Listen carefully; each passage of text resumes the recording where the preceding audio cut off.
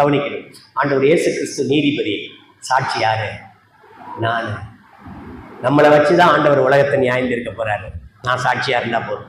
ராஜபாளையத்துக்கு ஆண்டவர் உங்களை சாட்சியாக வைத்திருக்கிறார். பெரம்பலூருக்கு என்னை சாட்சியாக ஆண்டவர் வைத்திருக்கிறார். ஒவ்வொரு ஊரிலும் சாட்சிகளை அங்காங்க வைத்திருக்கிறார். அந்தந்த பகுதிகளை தேவன் அந்தந்த சாட்சிகளை கொண்டு இந்த சட்ட புஸ்தகத்தை கொண்டு நியாயம் தீர்ப்பார்.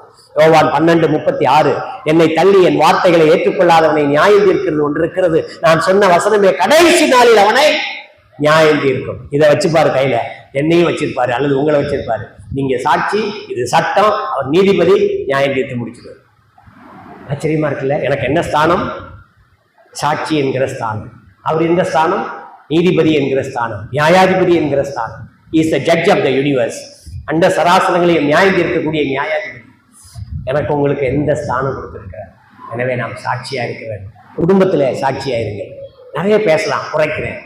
அடுத்து நீங்கள் வாழ்கிற இடத்துல சாட்சியா இருங்க.